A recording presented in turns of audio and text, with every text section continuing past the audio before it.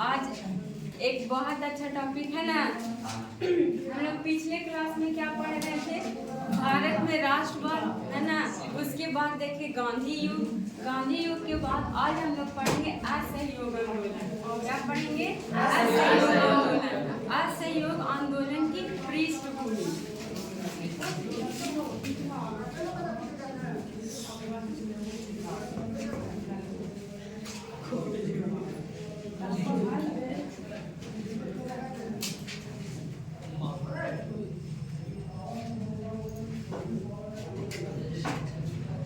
देखिए जो असहयोग आंदोलन था उसके होने के पीछे क्या क्या कारण था, कैसे मतलब निर्णय किया गया कि असहयोग आंदोलन को शुरू किया जाएगा, है ना।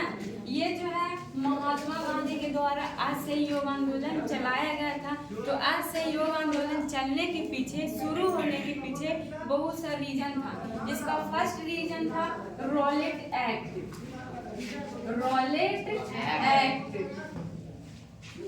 दूसरा जो इसका कारण था वो जलियांवाला बाग हत्याकांड।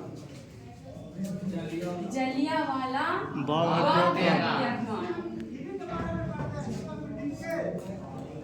बाग हत्याकांड। तीसरा जो इसका कारण है वो खिलाफत आंदोलन था। खिलाफत आंदोलन। ये तीनों कारणों को ही लेकर, इन तीनों कारण से ही क्या असहयोग आंदोलन जो था वो शुरू किया गया। देखिए रॉलेट एक्ट क्या था? ये जो है 1919 ईस्वी में यह जो है नियम को बनाया गया था। रॉलेट एक्ट के तहत किसी भी भारतीय को शक के आधार पे उसको गिरफ्तार कर लिया जाता था। किसी पे अगर शक हो गया तो उसको अंग्रेज अधिकारी गिरफ्तार करवा लेता था। यह जो नियम है वो 1919 ईस्वी में अंग्रेजों के द्वारा बनाया गया था। लॉर्ड चेम्सफोर्ड के शासनकाल में एक न्यायाधीश जिसको अध्यक्ष बनाता है और उसी की अध्यक्षता में, अध्यक्ष जो है बाबू वो सर सिडनी रहता है। कौन रहता है? सर सिडनी की अध्यक्षता में लॉर्ड चेम्सफोर्ड क्या करता है? एक राजद्रोह समिति का गठन करवाता है। राजद्रोह समिति, और राजद्रोह समिति के सिफारिश पर ही रॉलेट एक्ट को बनाया जाता है। कब? 1919 ईस्वी में। इस नियम के अंतर्गत किसी भी भारतीय व्यक्ति को क्या कर लिया जाता था? केवल शक होने पे उसको गिरफ्तार कर लेता था, और उसको गिरफ्तार करके गुप्त तरीका से समझिए उसको उठवा लेता था, और उस पे क्या करता था? कार्रवाई करता था। झूठी केसें बना के उसको क्या करता था? कार्रवाई करता था। हाँ, ये अंग्रेज लोग बहुत तेज था। इस नियम को पता है क्यों बनाया? जितने भी देखे कि पहले रूस की क्रांति हुआ, उसके बाद फर्स्ट वर्ल्ड वॉर हुआ, तो इस हमको देख के भारतीय भी बहुत ज्यादा क्रांतिकारी जो है यहाँ के वो करना, विरोध अंग्रेजों का शुरू करता है। तो इस अंग्रेज लोग सोचता है क्या कि इन लोग के डरा के रखे, है ना, और इसी डर को दबाने के लिए जो क्रांतिकारी जो विरोधी कर रहे थे उसको दबाने के लिए क्या लाता है? रॉलेट एक्ट बनाता है। और इसके तहत क्या करता है कि जो भी विरोधी पार्टी है उसका जो मेन अध्यक्ष होता था उसको क्या करता था? उसी को गिरफ्तार कर लेता था कि जब अध्यक्ष ही नहीं रहेगा तो बाकी लोग क्या होगा? ऐसे डर जाएगा और फिर आंदोलन करना बंद कर देगा। तो इसलिए रॉलेट एक्ट को बनाता है, और इसका जो है भारतीय कड़ा विरोध करते हैं, बहुत ज्यादा प्रदर्शन करता है, और इसको काला कानून कहता है। क्या कहता है? काला कानून। किसको कहता है? रॉलेट एक्ट को काला कानून कहता है। इसके साथ साथ में इसको विरोध को ज्यादा दिखाने के लिए नारे दिए जाते हैं। क्या नारा लगाता है? कोई अपील नहीं, कोई अपील नहीं, कोई वकील नहीं, कोई वकील नहीं, और कोई दलील नहीं। ये नारे लगाए जाते हैं। क्यों लगाया जाता है? देखिए इसमें अगर किसी व्यक्ति को गिरफ्तार कर लिया गया और उसके विरोध में अगर जाके आप अपील करते हैं तो आपकी कोई सुनवाई नहीं होगी। इसके लिए एक विशेष प्रकार का न्यायालय का क्या स्थापना किया गया था। और अगर आप जाकर अंग्रेजों को विरुद्ध अगर कार्रवाई करना चाहते, अपील करना चाहते तो कोई भी सुनवाई नहीं होता था। इसके अगर आप अपने पक्ष में वकील रखना चाहते हैं तो वकील भी रखने के अलाउ नहीं था। इसीलिए इसको कोई अपील, कोई वकील और कोई दलील कहा गया। इसके साथ साथ और क्या बोला गया, काला कानून। इसी एक्ट के तहत क्या किया जाता है कि जब भारतीय जब अपना विरोध क्या करते हैं, प्रदर्शित करते रहते हैं, तो महात्मा गांधी कहते हैं कि सत्याग्रह करके, यानी क्या करना है, हम लोग का आंदोलन जो है वो एक शांति ढंग से करना है।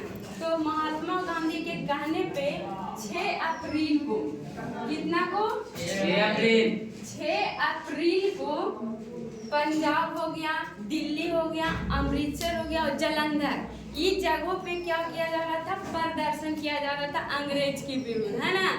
तो इस 6 अप्रैल को दिल्ली में जब वहाँ प्रदर्शन होता रहता तो अंग्रेज अधिकारी जो है वो क्या करता है, पुलिस को गोली चलाने का अलाउ दे देता। इसमें बहुत सारे लोग बहुत संख्या में मारे जाते हैं। 6 अप्रैल को ये घटना से बहुत लोग क्या होता है, हताश होता है, लेकिन फिर भी हार नहीं मानता है। लगातार जो है अपना विरोध अंग्रेजों के खिलाफ शुरू मतलब रहता है, हमेशा वो होते ही रहता है। इसके बाद जो सबसे ज्यादा जो प्रदर्शन हो रहा था वो सबसे अधिक शक्तिशाली और प्रभावशाली पंजाब में। कहाँ, पंजाब में बहुत ज्यादा लोग वहाँ का क्या थे, बहुत ज्यादा क्रोधित थे और सबसे ज्यादा जो है पंजाब में विरोध प्रदर्शन कर रहे थे। 9 अप्रैल को क्या किया जाता है, 9 अप्रैल रामनवमी के दिन वहाँ एक बहुत बड़ा प्रदर्शन हो रहा था और उसका जो अध्यक्ष होते हैं वो डॉक्टर सत्यपाल मलिक और डॉक्टर किचलू, ये दोनों क्या करते हैं, उस जो आंदोलन होता है उसका अध्यक्षता करते रहते हैं। और इस रॉलेट एक्ट के तहत वो दोनों को अंग्रेज अधिकारी गिरफ्तार करवा लेता, उठवा लेता है उसको। 9 अप्रैल को ये घटना होती है, उनको किडनैप किया जाता है और 10 अप्रैल को क्या करता है लोग कि उसका बहुत किडनैप होने के बाद और ज्यादा हड़ताल करने लगता है। पूरा डाक खाना, तार स्टेशन सब जगह पे तोड़ फोड़, आग उग सब जला उला देता है। और 10 मई के बाद 11 मई को क्या किया जाता है कि जब पूरा रोड पे दंगा करना शुरू कर देते हैं तो सैनिक, अंग्रेज अधिकारी क्या करता है, सैनिक शासन लागू करवा देता, पूरा सैनिक को भर देता। फिर भी लोग डरते नहीं है, अपना जो है विरोध वो प्रदर्शन करते ही रहते हैं। और 13 अप्रैल को जलियांवाला बाग में, अमृतसर का एक जगह है जलियांवाला बाग, वो बाग बहुत बड़ा लंबा चौड़ा होता है और उसमें केवल चारों तरफ से लंबी लंबी ऊंची ऊंची दीवारें होती है। आप कल चक्रा ग्राउंड देखे हैं, कल चक्रा में देखे होंगे तो दीवार जो है बहुत कम नीचा है ना, वहाँ पे आप तड़प के आर पार हो सकते हैं। लेकिन जो जलियांवाला बाग था वो बहुत ऊंचा दीवार था। जलियांवाला बाग में 13 अप्रैल को एक बहुत बड़ा जनसभा का आयोजन किया जा रहा था। उस आयोजन का मोटो क्या था, जो सत्यपाल मलिक हैं और जो डॉक्टर किचलू, उनको गिरफ्तार करने जो किया गया था उसको छुड़ाने के लिए ये प्रदर्शन कर रहे थे लोग। 13 अप्रैल को बैसाखी पर्व, क्या था, बैसाखी, ये जो है पंजाब में मनाया जाता है, एक त्योहार है। 13 अप्रैल को बैसाखी के दिन लोग बहुत सारा मेला घूमने, गोल्डन टेम्पल है ना, वही है गोल्डन टेम्पल घूमने, और बाकी जो लोग हैं क्या कर रहे थे, प्रदर्शन कर रहे थे। बहुत बढ़ चढ़ के लोग हिस्सा लेते हैं इसमें, महिलाएं, पुरुष, है ना, सभी लोग। इसी आयोजन का 13 अप्रैल का जो आयोजन हो रहा था वो पता चलता वहाँ का गवर्नर जनरल ओ डायर को, जब वो ये बात जानता है कि लोग क्या कर रहे हैं, हमारे खिलाफ क्या कर रहा है, आंदोलन कर रहा है, तो वो क्या करता है, अपने सैनिक को लेकर जलियांवाला बाग में पहुंच जाता है और उसका एक ही जाने का अंदर मार्ग होता है। मार्ग पे क्या करता है, जो रास्ता होता है मेन, उसका जो दरवाजा, उस पर वो खुद खड़ा हो जाता है और अपने सैनिकों को भर देता है और एक वर्ड बोलता है फायर। वो किसी से कुछ नहीं बोलता, केवल अपने सैनिकों से क्या कहता है, फायर। और इतना कहते ही इतना अंधाधुंध गोलियां उसका सैनिक बरसाने लगते हैं कि लोग जैसे ही देखे तो उनको भागने का भी मौका नहीं, इस भागदौड़ में भागने की कोशिश करते हैं, लेकिन क्या इतना गोली चलते रहता है कि भागदौड़ में कितना तो ऐसी भागते भागते उसका जान चल जाता है ना। उस भागदौड़ में अगर अचानक से देखे लोग कि गोली चलना शुरू, तो सब भागे लगा, जन्ने तने जिसको जाने मिला जगह उधर ही भागना शुरू किया। बहुत लोग को गोली लग गया, वहीं पे मर गया है ना, बहुत लोग घायल हुए और कुछ जो था वो सोचा कि दीवार को क्या करे, चढ़ के भाग जाए, लेकिन दीवार इतना लंबा कि चढ़ते चढ़ते उसको सैनिक भून देता था, है ना। तो इस तरह से घटना से बहुत सारा जो घायल हुए उसको वैसे ही वहाँ पे तड़पते छोड़ दिया गया और जनरल रोडाय फिर वहाँ से अपने सैनिक के साथ चल लेता। इस घटना को जो है काफ़ी, इस घटना से लोग हताश होते हैं। उस जो है लोगों के अंदर ज्वाला भड़ा के रहता है। जे इस घटना को सुनता है उसके अंदर क्या, जैसे देखिए आग में अगर घी डालिए तो वो क्या होता है, धधके लगता है ना, वैसे ही ये लोगों के अंदर और ज़्यादा क्या हो गया था, उसके विरोध, और वो अपना विरोध प्रदर्शन शुरू करे।